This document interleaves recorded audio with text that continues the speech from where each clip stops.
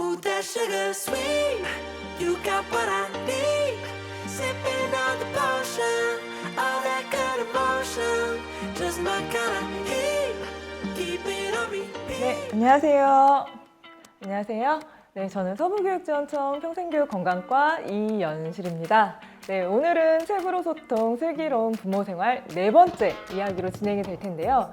네, 대학 입시 전략과 트렌드에 대해서 이야기 나눌 선생님 모시고 인사드리겠습니다. 네, 안녕하세요. EBS 입시 대표 강사 윤윤구입니다. 여러분들과 함께 대학 입시에 대한 이야기들을 함께 진행을 해보도록 하겠습니다. 많은 이야기들이 나올 텐데 그 이야기가 정말 큰 도움이 되기를 바랍니다. 선생님 지금 코로나 시국이라 굉장히 고민들이 많은데요. 입시 트렌드다라고 이야기를 할 때 가장 중요한 여러 가지들이 있는데 그 속에서 이제 몇 가지를 핵심적인 것 이렇게 추려서 말씀을 드리도록 하겠습니다. 내 자녀를 이제 대학을 어떻게 보낼 것이냐가 포커스가 된다라고 하는 점을 좀 잘 생각을 하시고요. 첫 번째, N수생의 증가를 이야기를 할 수밖에 없을 것 같아요. 그러니까 전체적으로 봤을 때는 N수생이 전체 수험생들에서 차지하는 비율이 조금씩 증가하고 있고요. 지금 상황만 놓고 보면 대략 한 전체 수험생의 30% 정도를 조금 넘고 있거든요. 그러니까 생각보다 많은 수의 재수생들, N수생들, 졸업생들, 반수생들이 있다라고 하는 부분들을 기억을 하셔야 되는데 문제는 이 N수생들이 이전의 N수생들과는 조금 성격이 달라지기 시작했다라고 하는 부분을 이해를 하셔야 됩니다. 전체적인 사회 트렌드 때문에 어쩔 수 없는 부분들이 좀 있기는 하거든요. 조금 더 좋은 대학, 스카이 내지는 의대 이렇게 이야기를 하면 조금 더 이해가 쉽게 되실 거라고 생각합니다. 그러니까 조금 더 좋은 대학을 가고 조금 더 좋은 스카이를 가고 조금 더 높은 의대를 가고 싶다라고 하는 욕망이 우리 사회 전체에 조금 팽배해져 있는 부분들이 분명히 있거든요. 그러니까 그 부분들을 우리가 어떻게 해석하고 받아들일 것이냐가 매우 중요하다라고 생각을 하셔야 됩니다. 예를 들면 이런 질문이 가능하죠. 전년도에 스카이에서 자퇴한 학생이 몇 명쯤 될까요? 학생이 많이 있나요? 그러니까 대부분의 이제 학부모님들이 이런 질문들을 가질 수밖에 없죠. 서울대를 갔는데 자퇴를 한다고? 이거 진짜 이상하잖아요. 근데 서울대를 가서 전년도에 자퇴한 학생이 대략 한 400명이 조금 넘거든요. 그러니까 1년에 한 400명, 스카이로 확대되면 1600명이 1년에 자퇴를 합니다. 이게 왜 자퇴를 할까라고 이야기를 하면 스카이를 갔는데? 서울대를 갔는데 자퇴하는 학생들의 90% 이상이 이공계열 학생입니다. 어디를 가기 위해서? 의대를 가기 위해서. 그러면 연세대, 고려대도 마찬가지죠. 서울대를 가기 위해서 또 의대를 가기 위해서. 이렇게 될 수밖에 없는 상황이거든요. 그 이유가 가장 본질적인 이유가 뭐냐면 서울대, 연세대, 고려대, 의대가 전부 다 수능 한 문제 차이라고 생각하시면 돼요. 1600명 정도의 학생이 실제 수능에서 실수해서 틀린 것 그거에 대한 미련을 버리지 못하는 거예요. 내가 수능에서 한 문제만 더 맞췄다면 서울대를 갈 수 있는데 한 문제를 더 맞췄다면 의대를 갔을 텐데 그 지방의대를 간 학생들도 1년에 한 130명, 120명 정도 수준이 자퇴를 하거든요. 그 어마무시한 의대를 갔는데 지방의대 학생들이 1년에 한 120명 정도 이상이 자퇴를 한단 말이에요. 왜? 실제 수능에서 실수했던 2점짜리 한 문제를 더 맞췄다면 서울에 있는 의대를 갈 수 있는데 이런 생각을 하고 있는 학생들이 가면 갈수록 늘어나게 된다는 거죠. 그 밑에 대학으로 가도 마찬가지죠. 성균관대학교 같은 경우는 내가 한 문제를 더 맞췄으면 스카이를 갈 수 있었는데 이게 되게 크거든요. 그러니까 성균관대학교 서강대에서도 자퇴생들이 어마어마하게 생기고 있는 거예요. 그러다 보니까 가면 갈수록 N수생이 상위권 N수생이 늘어난다라고 하는 부분이 이게 조금 문제가 되는 겁니다. 그러니까 이전과는 조금 다르게 N수생은 숫자는 크게 차이가 나지 않는데 상위권 N수생이 많이 늘어나고 있다라고 하는 부분이 가장 큰 이슈가 되는 부분이다 라고 하는 첫 번째 N수생의 증가를 말씀을 드릴 수 있을 것 같고요. 두 번째의 올해의 이슈가 되는 것, 특히나 지금 고등학생 한정 이슈가 되는 것, 그러니까 지금 2학년, 1학년까지 한정해서 이슈가 되는 것 중에 하나가 뭐냐면 약대의 신설이, 그러니까 약대를 학부로 모집하기 시작하면서 조금 더 문제가 생기기 시작했습니다. 의대 블랙홀이라고 이야기를 하는데 약대 블랙홀은 올해가 조금 더 큰 영향을 미쳤거든요. 학부생으로 약대를 모집한다라고 생각하니까 그냥 N수생, 반수생들만 증가한 것이 아니라 20대 후반에 대학을 졸업하고 직장을 다니던 사람들이 수능 대열에 끼어든 거예요. 나 전문직으로 살겠다. 그게 대략 한 10,000명 정도로 지금 추산하고 있거든요.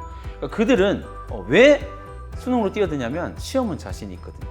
그러니까 정시로 뛰어들게 되는 현상이 생기고 그게 파급효과가 계속 한 3년 정도로 가게 될 거란 말입니다. 그러니까 약대가 증가하게 되었다라고 하는 이슈도 매우 중요한 트렌드 이슈가 될 거고요.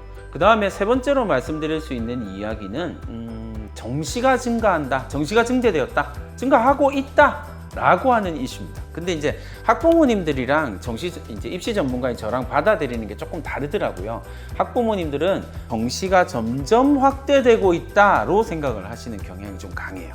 근데 실제로는 정시가 점점 확대되고 있는 건 아니거든요. 그러니까 그냥 정부가 40% 이상 서울에 있는 16개 대학 한정에서 40% 이상 정시를 증가시켜라 라는 이야기를 하는 거거든요. 근데 이제 부모님들은 그게 점점 증가하고 있다라고 생각을 하세요. 아니다. 그러니까 그냥 정시는 서울에 있는 주요 대학 16개 대학, 지정된 16개 대학에서 40% 이상으로 확대된다라고 말씀을 드릴 수 있는데 그게 40%에서 딱 끝난다라고 생각하시면 됩니다. 몇몇 대학 빼고 나면 대부분 40.1%, 40.2%, 40.3% 정도 수준으로 더 이상 확대시키지 않거든요. 그러니까 그 부분을 조금 이해를 하셔야 됩니다. 정시가 확대된다라고 이야기를 하면 유리한 집단이 선명하게 나타나거든요. N수생, 반수생이 가장 유리하고요. 그리고 특정 지역들, 이른바 교육특구라고 이야기하는 특정 지역들의 유리함이 선명하게 나타납니다. 정시가 증가한다라고 하는 상황은 재학생들한테는 그렇게 유리한 상황, 절대 유리한 상황이 되지 않습니다. 그러니까 정시가 증가했을 때 제일 불리한 거 지방에 있는 고등학교들 그리고 재학생들. 요 두 부류가 가장 불리해진다라고 생각하시면 되거든요. 이런 트렌드를 좀 이해를 하셔야 입시라고 하는 것이 내가 생각하는 것보다 조금 더 공부해야 될 부분이 있구나라고 생각을 하셔야 된다는 겁니다. 이제 더 중요한 거를 말씀을 드리면 우리가 이제 입시 트렌드에 대해서 이야기했잖아요. 정부 정책이라든지 아니면 언론에서 이야기하는 것들 이런데 중요한 건 선발하는 주체가 정부나 언론이 아니라는 사실이에요. 누가 선발하냐면 대학이 선발을 하는 거. 그러니까 대학이 선발을 하기 때문에 대학이 이 트렌드에 대해서 어떻게 반응하는지가 되게 중요합니다. 이렇게 질문을 던질 수 있겠네요. 대학은 어떤 학생을 선발하려고 할까요? 맞아요. 훌륭한 학생이죠. 대학은 다른 말로 이제 훌륭한 학생도 맞아요. 근데 좀 더 정확한 단어로 표현한다면 대학은 우수한 학생을 선발하려고 합니다. 근데 문제는 이 우수함이라고 하는 단어가 학부모님들이 생각하는 것하고 전혀 다르게 매우 주관적이라는 단어, 주관성이 매우 강한 단어라는 사실이에요. 이 부분을 이해하셔야 됩니다. 그러니까 학부모님들이 생각하는 각자가 생각하는 우수함이 다 다르다라는 거예요. 근데 이제 대부분 비슷하게 나올 수는 있죠. 아, 시험 잘 보는 아이. 그럴 수 있습니다. 그런데 문제는 대학이 생각하는 우수함이랑 학부모님들이 생각하는 우수함이 다르다라는 게 문제가 됩니다. 제가 학생들을 대학을 정말 잘 보내거든요. 근데 제가 잘 보내는 이유는 선명합니다. 왜냐하면 저는 제가 생각하는 우수함에 대해서 얘기하지 않거든요. 제가 생각하는 우수함은 진짜 착한 학생, 이런 학생이에요. 근데 대학은 어떤 대학도 착한 학생 뽑지 않습니다. 어떤 대학도 성실한 학생을 뽑지 않습니다. 이건 가장 기본적인 전제거든요. 왜냐하면 그건 대학이 생각하는 우수함과 전혀 상관없는 이야기예요. 그러니까 다른 말로 한다면 내 자녀를 좋은 대학, 원하는 대학을 보내기 위해서 중요한 건 뭐냐면 대학이 생각하는 우수함을 이해하셔야 돼요. 제가 잘 보내는 이유는 대학이 생각하는 우수함에 대해서 완벽하게 이해를 하고 있거든요. 그럼 그걸 어떻게 해야 되죠? 라고 하는 궁금증을 가지셔야 되죠. 그러니까 그건 대학이 계속 발표하고 있습니다. 계속 공개하고 있거든요. 거기에 관심을 가지셔야 됩니다. 누군가가 뭐 이야기를 하고 정부 정책이 뭐라고 발표되고 아니면 언론에서 뭐라고 이야기를 하고 언론도 여러분들 학부모님들 많이 속이거든요. 그러니까 언론도 뭐라고 이야기를 하고 아니면 주변에서 제일 많이 듣는 게 학원 선생님들 이야기죠. 다 접으시고 대학이 뭐라고 이야기하는지에 관심을 가지는 게 그래야 트렌드를 정확하게 읽을 수 있다라고 하는 부분을 정말 강조드리고 싶습니다.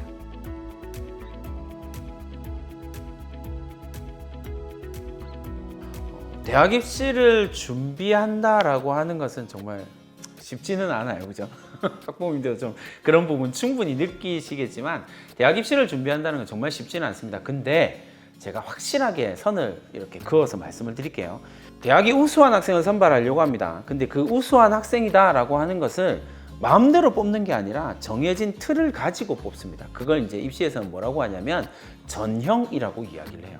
그러니까 대학은 자신이 대학의 입장에서 우수하다라고 생각하는 학생들을 뽑는 틀을 가지고 있는데 그걸 전형이라고 하는데 별로 고민하실 필요가 없습니다. 대학이 지금 대학들이 대학 학생들을 선발할 수 있는 전형은 5가지. 그러니까 대학이 우수하다라고 이야기하는 건 5가지밖에 없는 거예요. 그걸 이해를 하시면 입시 준비는 되게 단순하게 끝이 납니다. 5가지요. 수능 전형이요. 그 다음에 내신 전형이요. 그리고 학생부 종합 전형이요. 논술 전형, 그리고 특기자, 실기 전형. 이렇게 5가지입니다. 그렇다면 내 자녀가, 내 딸, 내 아들이 이 5가지 중에서 어떤 역량을 가지고 있는지를 고민하면 깔끔하게 해결이 되는 거예요.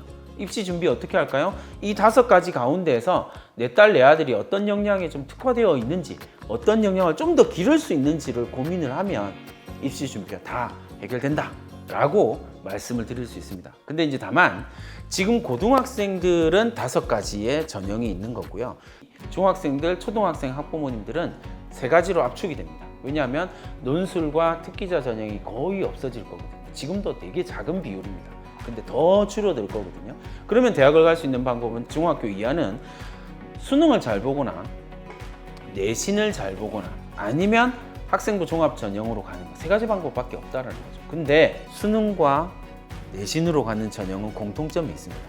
볼까요? 수능과 내신으로 가는 전형의 공통점은 뭐냐면요. 둘 다 객관식이라는 사실. 대학의 입장에서는 객관식 역량을 보고 학생은 선발할 겁니다. 수능, 내신, 학생부 교과라고 이야기를 하죠. 그렇다면 학생부 종합 전형은 뭐라고 이해를 하냐면 저는 학부모님들한테 뭐라고 설명하냐면 객관식으로 표현할 수 없는 역량을 측정하는 전형이다. 네, 대학이 진짜 선발하고 싶은 건 학생부 종합 전형이거든요. 특히나 상위권 대학은 확실합니다. 이 생각이 확고하거든요. 그렇다면 객관식으로 표현되지 못하는 역량을 가진 학생을 선발하기 위한 전형. 예를 들어서 21세기입니다. 창의성이 제일 중요하다라고 되게 많은 말들을 했잖아요. AI 시대, 우리가 컴퓨터와 다른 건 창의성밖에 없다. 뭐 이런 이야기를 많이 한단 말이에요. 근데 생각해 보시면 되게 단순한 논리가 나옵니다. 창의성은 객관식으로 표현할 수 있을까요, 없을까요? 절대 표현 불가. 그러니까 대학의 입장에서는 창의적인 인재를 선발하고 싶습니다 라고 이야기를 했는데 그 창의적인 인재는 수능으로도 내신으로도 선발할 수 없습니다. 그렇다면 학종밖에 없는 거죠. 그래서 상위권 대학이 주요 대학들이 이 학생부 종합 전형을 되게 중요하게 생각할 수밖에 없는 이유가 이런 데서 나오거든요. 그걸 이해를 해야만 입시를 정확하게 볼 수가 있고 정확하게 준비를 할 수 있다는 거죠. 그 부분에 대한 확고한 생각들을 좀 갖고 있으셔야 됩니다. 옆에서 뭐라고 이야기를 하더라도 아 그렇구나. 그렇다면 대학이 우수하다라고 이야기를 하는 건 2가지인 거죠. 압축하자면 객관식 시험을 잘 보는 학생. 2번째, 객관식으로 표현할 수는 없지만 다른 역량이 뛰어난 학생. 리더십이 뛰어나다든지 문제 해결력이 뛰어나다든지 이런 것들은 객관식으로 확인할 수가 없거든요. 그렇다면 내 딸, 내 아들을 바라보고 어떤 역량이 뛰어난지에 대한 고민을 하셔야 됩니다. 그럼 이제 하나하나 말씀을 드린다면 어떻게 준비할까요? 라고 말씀을 드린다면 정시 전형, 수능 전형이요. 올해로 말씀을 드린다면 수능을 신청한 학생이 50만 명이 조금 넘어요. 그런데 수능을 실제로 보는 학생은 43만 명 정도거든요. 근데 서울에 있는 상위권 15개 대학 정도 이게 조금 더 확대되면 뭐 서울의 인서울대학이다 라고 말씀을 드리면 한 7만 명 정도가 될 테고 서울에 있는 상위권 15개 대학이다 라고 말씀을 드리면 3만 5천 명 정원이란 말이에요. 그 3만 5천 명 중에서 정시로 선발하는 비율은 한 1만 6천 명 정도밖에 안 돼요. 근데 43만 명이 수험생이고요. 그들이 수능을 보고요. 그 중에서 1만 6천 명 정도가 서울에 있는 15개 대학을 가게 되는 거예요. 정말 쉽지 않은 경쟁이다 라는 것 첫 번째. 그 다음에 말씀드린 건 앞에 질문에서 말씀드렸던 것처럼 상위권 N수생이 점점 증가하고 있는 상황에서 재학생들이 정시로 대학을 간다? 이건 정말 더 쉽지 않다 라고 말씀을 드릴 수가 있습니다.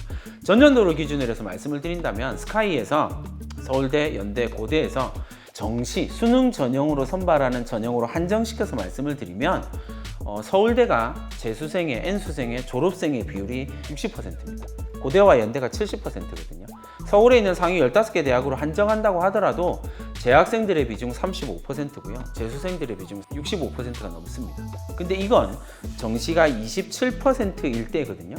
근데 올해부터는 정시의 비중이 거의 40%에 육박한단 말이에요. 서울에 있는 15개 대학만 한정해서 보더라도. 그렇다면 13%포인트가 증가한 이 부분이 누구한테 압도적으로 유리하냐라고 말씀을 드리면 제가 앞서 말씀드렸던 것처럼 N수생, 졸업생들에게 압도적으로 유리하거든요. 정시에서 N수생들의 비율이 점점 더 강력해질 것이다라는 건 너무나 예측할 수 있다는 거죠. 여기에 대해서 눈 감으면 입시는 실패할 수밖에 없습니다. 그러니까 전체에서 정시에서 최소 서울에 있는 상위 15개 대학 정도에서는 정시에서 N수생이 차지하는 비율이 75% 수준을 훌쩍 넘어서 거의 80%까지 나올 거거든요. 그 부분에 대한 고민을 하셔야 됩니다. 그러니까 제가 표현하는 건 정시 귀신들이라고 그러거든요. 진짜 말도 안 되는 정시 귀신들이요. 그럼 이렇게 생각하시면 되게 간단합니다. 아까 말씀드렸던 것처럼 지방의대에서 자퇴를 하고 서울에 있는 의대를 준비하는 반수생들이 전년도에 수능에서 3개 정도 틀렸거든요. 그러니까 그걸 2개 틀리기 위해서 한 문제를 더 맞추기 위해서 서울에 있는 상위권 대학에서 자퇴하는 학생이 점점 늘어나고 있는데 그들이 실제로 틀리는 비율은 10개 안쪽입니다. 그러니까 수능에서 10개를 틀린 학생들이 반수를 하겠다고 지금 계속 달려들고 있는 거예요. 이 상황이 계속 누적되고 반복되고 있는 거거든요. 그러니까 정시 귀신들이 생각보다 아주 강력한 힘을 가지고 있다라고 하는 사실을 이해를 하셔야 내가 어떻게 입시를 준비할 것이냐라고 하는 부분들이 선명하게 나올 거라는 거죠. 고등학생들이 저한테 제일 많이 하는 말이 내신 시험이 끝날 때마다 저한테 와서 하는 말이에요. 뭐라고 그러냐면 선생님 전 내신은 안 될 것 같아요. 전 수능입니다 라고 이야기를 하거든요. 근데 그런 재학생들이 하루에 공부하는 시간이 6시간, 7시간이거든요. 많아요, 7시간. 재수생들은 최소 15시간, 16시간을 공부하거든요. 그러니까 정시로 대학을 가겠다라고 생각하면 기본적으로 15시간 이상을 공부할 수 있는 상태가 돼야 그게 자신감도 생길 테고 결과도 나오게 된다라는 말씀을 드릴 겁니다. 정시에 대한 이야기, 정시 귀신들이 있다. 그러니까 여기는 어떻게 돌파할 건지를 말씀을 드렸고요. 두 번째 전형으로 말씀드릴 수 있는 건 학생부 교과 전형이 되겠죠. 학생부 교과 전형이다라고 이야기를 하면 서울에 있는 주요 대학에서 학생부 교과 전형으로 선발하는 비율은 대략 12% 정도 선입니다. 그 이상 늘어나지는 않을 거거든요. 근데 그 부분에 대해서도 좀 잘 이해를 하셔야 됩니다. 전년도에 8%였다가 12%였으니까 대략 한 4%포인트 증가했으니까 내신이 중요하고 이렇게 더 많이 뽑는군요 라고 생각하기 쉬운데 그건 조금 착각에 가깝습니다. 시각의 차이가 존재하기 때문에 이런 현상이 나타나게 되는데 그 부분에 대해서도 확실하게 짚어질 필요는 있을 것 같습니다. 내신이다 라고 이야기를 할 때 대학의 입장에서 본다면 주요 대학교, 상위권 대학교에서 본다면 학생부 교과 전형은 선호할 수 있는 전형이 아니에요. 왜냐하면 학생부 교과 전형은 기본적으로 모든 고등학교 1등급이 능력이 동일하다고 전제를 가는 거거든요. 그래서 1등급이면 합격, 1.1이면 합격, 1.2면 불합격이 가능한 이유가 뭐냐면 모든 학생들이 모든 고등학교의 모든 1등급의 능력이 똑같다라고 전제를 깔기 때문이에요. 근데 이건 상식적으로 말이 안 되는 거거든요. 근데 똑같다라고 치자라고 만들어진 전형이 학생부 교과 전형이란 말이에요. 그러니까 유독 대학은 이 학생부 교과 전형에다가 태클을 많이 걸어요.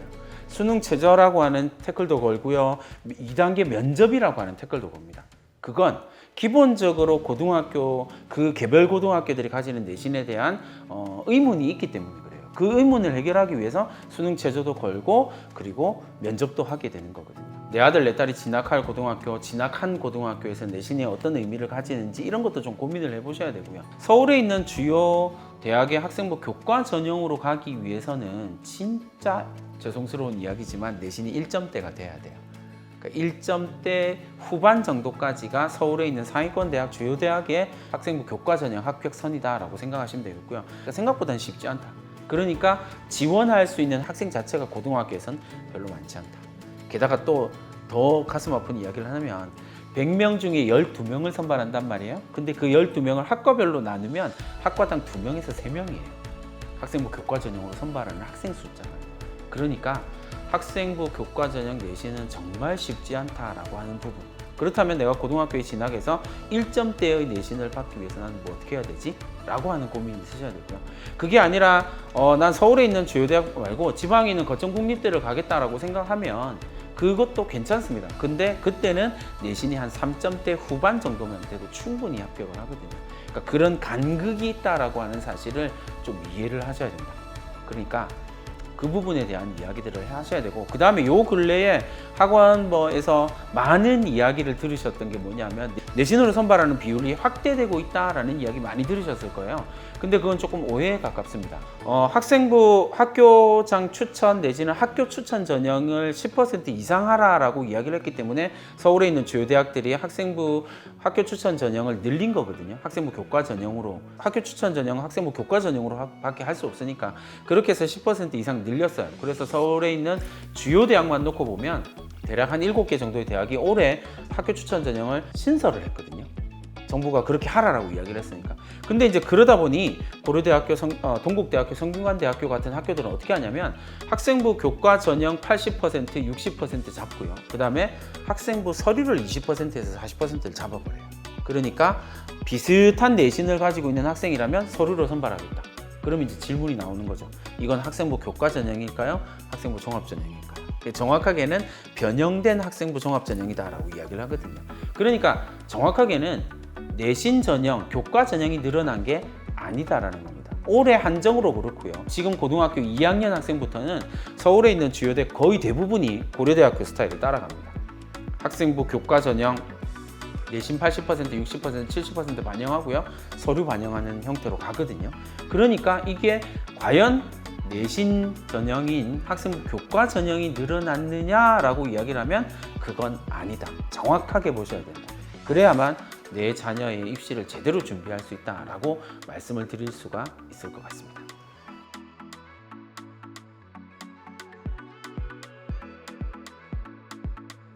이제 학생부 종합전형을 준비하기 위해서는 사실 어마어마한 오해를 벗겨내야만 준비가 돼요.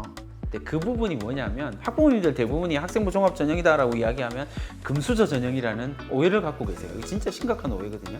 그러니까 내 아들 내 딸은 안 될 거야, 우리 집은 안 될 거야 이렇게 생각하시거든요. 근데 재학생들이 대학을 갈 수 있는 가장 쉬운 방법이라고 생각하셔야 돼요. 왜냐하면 입시 결과만 놓고 본다면 정시에서는 재수생의 비율이 거의 7, 80% 정도 나온다라고 말씀을 드렸어요. 근데 학생부 종합전형 그리고 수시전형에서는 학생부 교과 그리고 학생부 종합전형에서는 재학생들의 합격 비율이 80%가 넘게 나와요. 그러니까 재학생들한테 가장 유리한 전형이 학생부 종합전형이라는 이야기죠. 근데 여기서 오해를 벗겨내는 게 되게 중요한데 이 오해가 조금을 공부를 하셔야 된다는 겁니다. 이제 되게 많이 듣는 말이 학생부 종합전형 하면 금수저 전형이라는 이야기랑 두 번째가 깜깜이 전형이라는 이야기거든요. 결과를 알지 못해. 이렇게 누구도 몰라. 이렇게 깜깜이 전형이라고 생각하는데 깜깜이 전형인 이유가 있어요. 왜냐하면 공부를 안 했거든요. 그러니까 쉽게 말씀드리면 이런 거예요. 제가 수능에서 미적분을 선택했습니다. 그럼 미적분 공부를 해야 될 거 아니에요. 근데 제가 정말 자신감 넘쳐서 미적분에 대한 공부를 안 하고 수능을 보러 갔어요. 시험지를 받았습니다. 어떻게 될까요? 시험지를 받는 순간 눈앞이 깜깜하겠죠. 그렇겠네요. 네, 왜 깜깜할까요? 당연히 공부를 안 했으니까. 학생부 종합전형에 대한 오해가 생기는 이유가 뭐냐면요. 학생부 종합전형에 대해서 공부한 사람을 만나보지 못했어요. 네, 학생부 종합전형은 아무도 공부 안 하고 그냥 학교 생활 열심히 하면 붙는다라는 이상한, 스펙이 많으면 붙는다라는 이상한 생각들을 하세요. 그러니까 깜깜하죠. 그러니까 저는 학생부 전형이 전혀 안 깜깜하거든요. 제가 지도하는 학생들의 합불이 선명하게 보여요. 왜냐하면 대학이, 이게 정말 중요한 말씀을 드리는 거예요.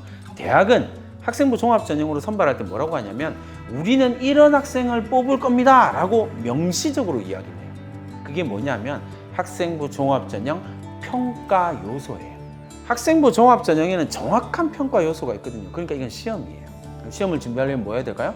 공부를 해야죠. 평가 요소에 대한 공부를 해야 됩니다. 이 평가 요소가 학업 역량, 인성, 전공 적합성, 발전 가능성이라고 하는 4가지 평가 요소예요. 그러면 대학이 개별 학생들의 학생부를 보면서 이 학생한테 학업 역량이 있는지, 인성이 뛰어난지, 발전 가능성이 있는지, 전공 적합성이 있는지를 본다는 거거든요. 그 4가지만 봅니다. 그런데 다른 말로 하면 제가 착해요. 어떤 대학도 선발하지 않습니다. 학교생활 3년 동안 성실하게 그런 학생 대학이 선발하지 않는다니까요. 왜요? 그건 평가 요소에 없거든요. 그러니까 평가 요소만 공부를 하면 그 평가 요소가 학생부에 있기만 하면 그 학생은 1단계를 통과해서 면접을 가는 거예요. 2015 개정 교육과정을 들어가면서 선택 과목이 정말 많아졌거든요. 그러니까 2009 개정 교육과정에서 선택 과목의 조합이 26가지 정도 돼요. 근데 2015 개정 교육과정에서 선택 과목 조합이 816개예요. 그러니까 학생이 선택할 수 있는 과목 수가 조합이 800가지가 넘는단 말이에요. 그걸 내신을 어떻게 비교해요? 그러니까 2015 개정 교육과정에서 학생부 종합전형은 내신의 반영 비율이 점점 줄어들 수밖에 없어요. 이 얘기를 말씀을 드리면 잘 안 믿으시더라고요. 근데 단적인 예를 하나 드릴게요. 1등급은 우수. 이게 대부분의 학생부 교과전형, 내신을 중요하다라고 이야기하는 사람들이 이야기. 1등급은 우수, 2등급은 1등급보다 덜 우수. 이렇게 생각을 하잖아요. 그런데 질문을 하나 던져봅니다. 선택 과목에서 미적분을 선택해서 2등급을 받았고요. 또 다른 학생은 확률과 통계를 선택해서 1등급을 받았습니다. 그러면 미적분 2등급과 확률과 통계 1등급이 대학에서 평가를 받게 된단 말이에요. 어떤 학생이 우수할까요? 1등급이 아닐까요, 선생님? 네. 그게 이제 대부분의 사람들이 그렇게 생각한단 말이에요. 근데 대학의 입장에서는요. 확률과 통계 1등급 받은 학생이랑 미적분 2등급 받은 학생의 수준, 수학 능력을 비교를 해보면 미적분 2등급이 압도적으로 수학 능력이 뛰어난 학생입니다. 왜냐하면 확률과 통계는 대부분 쉬운 과목이기 때문에 문과 학생들이 선택을 하고 미적분은 이공계열 학생들이 선택을 한단 말이에요. 어려운 과목이니까. 그럼 쉽게 말하면 이렇게 되는 거죠. 2015 개정 교육과정에서 가장 중요한 포인트예요. 어려운 과목을 선택해서 조금 낮은 등급을 받은 학생이랑 쉬운 과목을 선택해서 높은 등급을 받은 학생, 대학이 어떤 학생을 뽑겠냐고요. 당연히 어려운 과목을 선택해서 조금 낮은 등급을 받은 학생을 뽑는다는 겁니다. 그러니까 2등급이 1등급을 이기는 거예요. 이게 학종입니다. 그걸 이해를 못하니까 자꾸 내신이 중요하다 그런 이야기를 하는 거예요. 그러니까 그건 공부를 안 해서 그런 거예요. 누군가가 학부모님들한테 와서 학종에서 내신이 중요합니다 라는 이야기를 하면 이 사람은 사기꾼이구나 라고 생각하셔야 돼요. 그 부분에 대한 이해가 학종을 준비할 때 제일 중요한 부분입니다. 그러니까 그 부분을 조금 이해를 해주시는 게 필요하고요. 그렇다면 그 다음 이야기, 학생부 종합전형을 준비를 하면서 어떤 걸 이제 보여줄 것이냐의 문제가 되는 거거든요. 학인 전발을 어떻게 보여줄 것이냐, 이게 되게 중요한 거거든요. K 대학에서 심리학과를 선발할 때 인재상에 뭐라고 되어 있냐면 차가운 이성을 가진 학생, 이렇게 되어 있습니다. 심리학과. 네네, 차가운 이성이 필요하니까 차가운 이성을 가진 학생이라고 이야기를 한단 말이에요. 그러면 이제 여러분들한테, 학부모님한테 이런 질문을 던지는 거예요. 차가운 이성은 학생부에서 어떻게 표현할 수 있을까요? 이게 학종의 본질이라고 생각하시면 돼요. 왜냐하면 대학은 전부 다 인재상 뭐 이런 것들을 다 추상적으로 내놓거든요. 그럴 수밖에 없으니까.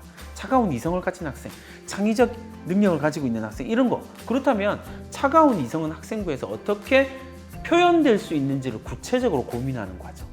창의성은 학생부에서 어떻게 구체적으로 표현될 수 있는지를 고민하고 그에 해당되는 활동을 하시면 돼요.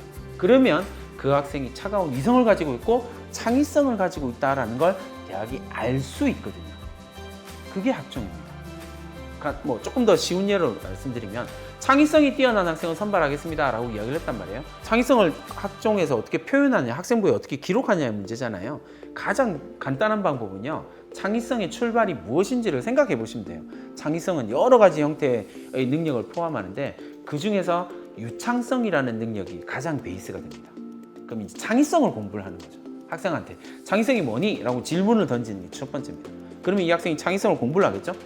유창성이 있습니다. 전혀 다른 두 가지의 요소를 묶어서 공통점과 차이점을 찾아내는 능력입니다. 쉽게 말하면 그렇단 말이에요. 그러니까 이 유창성이 뛰어난 학생은 어떠냐면 종류를 많이 말할 수 있어요. 그 공통점과 차이점은 종류를 많이 말할 수 있어요. 그러면 결국은 창의성이라고 하는 것은 뭐냐면 다양성이 있는 거예요. 다양한 것들을 이야기할 수 있으면 창의성이 뛰어난 학생입니다. 내가 창의성이 뛰어나다라고 주장하려면 내 학생부에 다양한 것들을 이야기하고 있는 모습을 보여주면 되는 거예요. 그게 전략이거든요. 그 부분에 대해서 정말 조금만 공부를 하시면 돼요. 제가 서부교육지원청에서 다시 한번 강의하게 되는 그때 좀 더 자세하게 풀어드리긴 하겠지만 그 부분을 꼭 고민하세요. 학생부 종합전형을 준비한다라고 이야기할 때 선생님 비교과도 다 없어지고 뭐 점점 줄어들고 라고 이야기를 하는데 제가 그렇게 질문하는 공부 안 한 여러 사람들한테 뭐라고 묻냐면 학생부에서 5학기 동안 기록되는 글자 수가 몇 자쯤 될까요? 5학기 동안 맥스로 채운 학생한테 기록되는 글자 수가 23,000자 정도 됩니다. 자꾸 어디서 이상한 이야기 듣고 와서 학종은 안 돼 이렇게 절대요. 지금 고등학교 1, 2학년들 마찬가지고요. 중학생들 마찬가지입니다. 이 23,000자 정도를요. 어떻게 전략을 세워서 보여주느냐가 포커스예요. 그러니까 그 23,000자를 나의 이야기로만 채우면 제가 장담하건데 그 학생 무조건 합격. 그게 가장 핵심이에요. 근데 대부분의 고등학교에서 이거 복사해서 붙여넣기가 아직도 많이 있거든요. 그러니까 내 얘기가 안 돼요. 동국대학교 내지는 뭐 고려대학교 이런 학교에서 학생부 종합전형으로 문 닫고 들어가는 학생, 한양대학교도 가장 대표적인 학생이죠. 한양대학교 전년도에 합격한 학생, 한양대학교는 내신을 안 보거든요. 아예 안 봅니다. 정말 안 봅니다. 근데 한양대학교 학생부 종합전형으로 합격한 학생들 다 뽑아놓고 맨 마지막에 학생부 종합전형으로 합격한 학생들의 내신 성적을 공개를 합니다. 문 닫고 들어간 학생의 내신 성적이 전년도에 5.8이었어요. 일반계 고등학교 학생 5.8이 한양대를 합격을 해요. 왜 합격할까요? 한양대학교가 학생부 종합전형의 평가 요소로 제시하는 게 몇 가지가 있거든요. 그 중에 가장 대표적인 게 비판적 사고력이에요. 그러면 그 학생은 어떻게 하냐면 한양대를 노리고요. 23,000자를 비판적 사고력에 쏟아 부은 거예요. 그러니까 그걸 보니까 이 학생 괜찮네. 그렇게 뽑히는 겁니다. 그러면 내가 이 23,000자를 나의 이야기로만 채우면 돼요. 아까 말씀드렸던 것처럼 창의성을 보여주기 위해서 다양한 활동들에 대한 이야기들을 학생부에 채워 넣는 과정. 그러면 나만의 이야기가 들어오겠죠. 그 나만의 이야기가 학생부 종합전형을 합격하게 만든다. 그 부분에 대한 준비를 좀 해 가시는 게 필요해요. 디테일도 있고 공부해야 될 게 조금 더 많아요. 근데 그 부분은 학부모님도 학생들도 공부를 하면서 하나하나씩 채워가야 됩니다.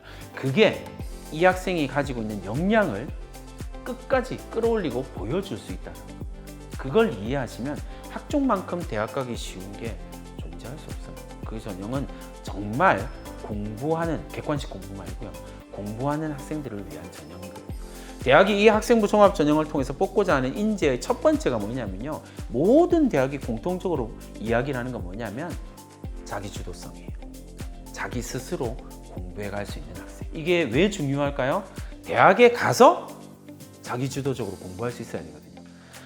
여러 전형으로 선발하는 학생 가운데 대학의 학생부 종합 전형으로 선발하는 학생들을 진짜 좋아합니다. 1번 자퇴를 안 해요.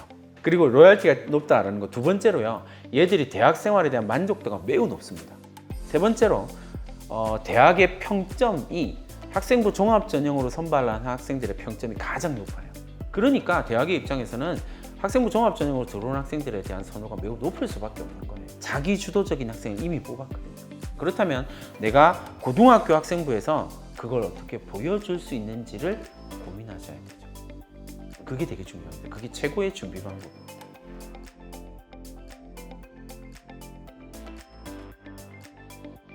준비를 위한 가장 중요한 포인트는 저는 항상 독서를 읽습니다.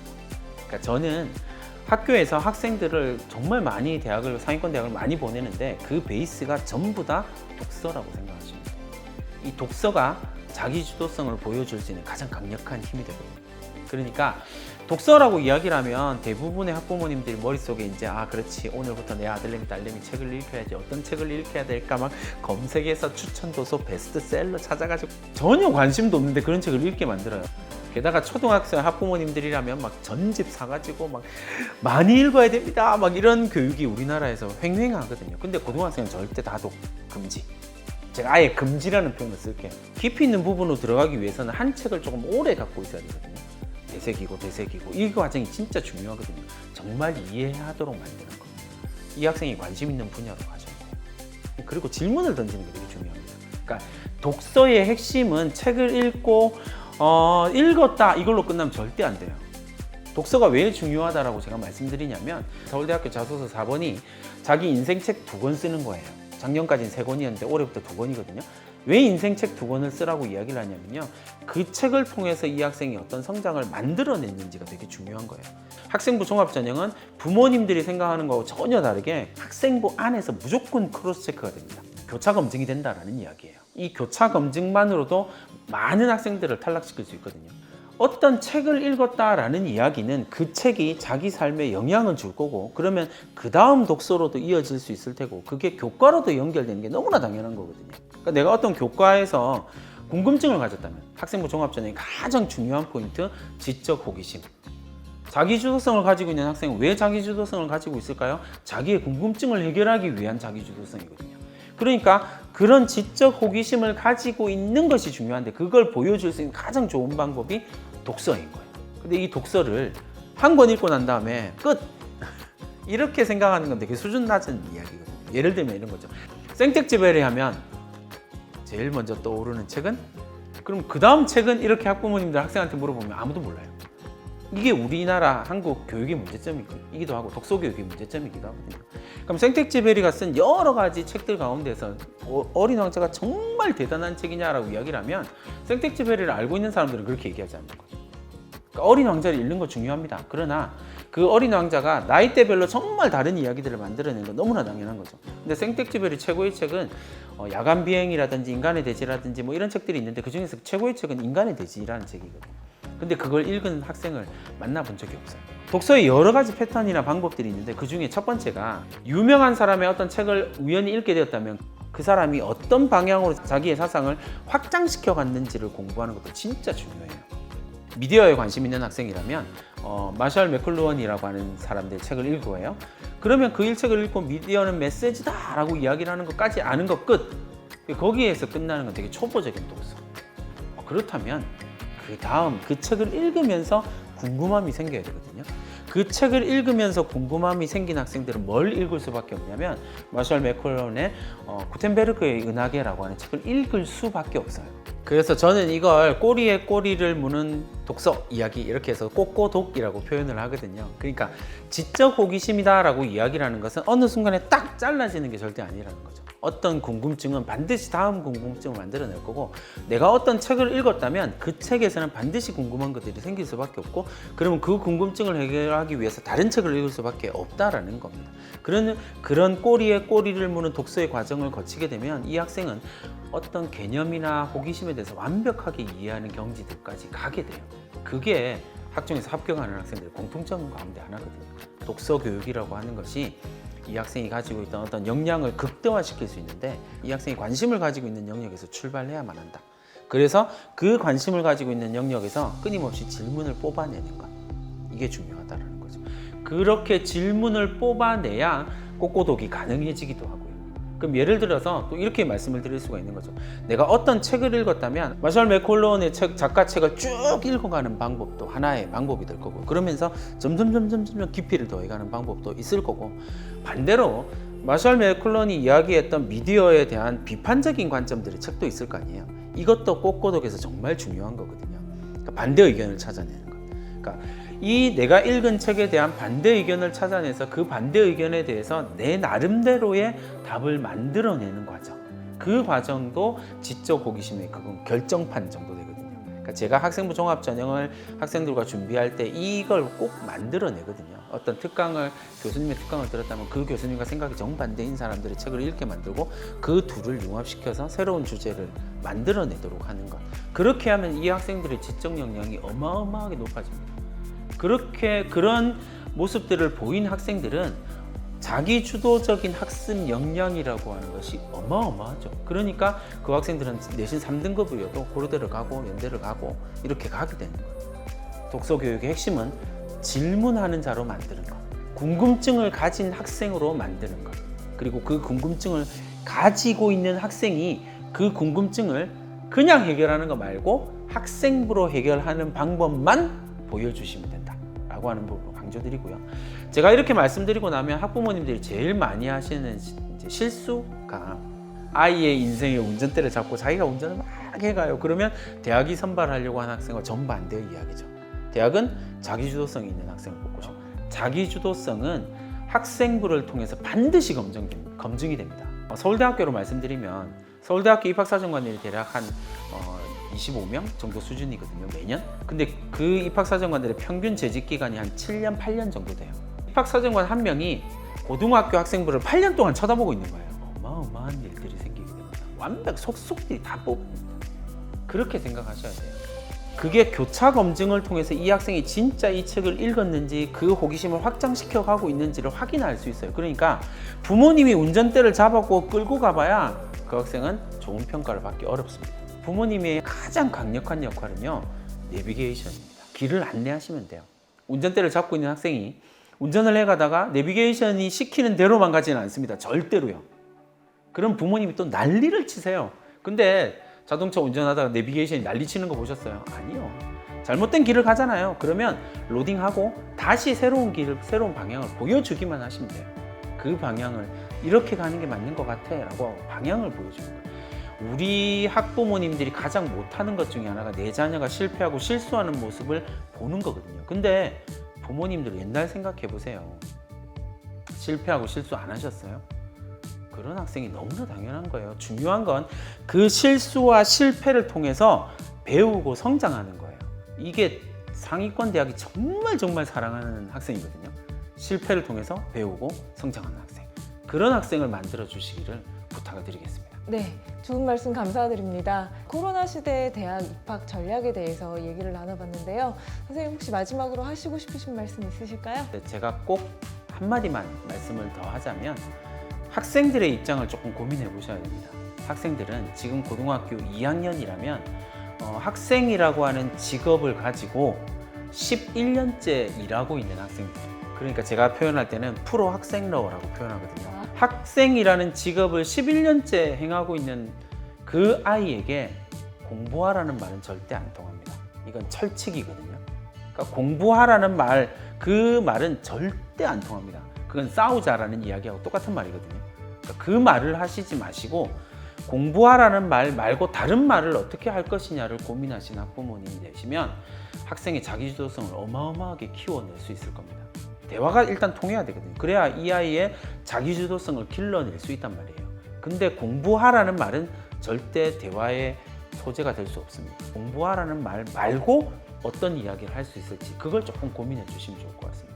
책으로 소통, 슬기로운 부모 생활 오늘 마지막 시간이었는데요. 부모님의 그 자녀 교육에 있어서 그 내비게이터 역할이 정말 중요한 것 같습니다. 네, 우리 아이들 올바르게 성장할 수 있도록 좋은 내비게이터로서 역할을 해주시길 바라고요.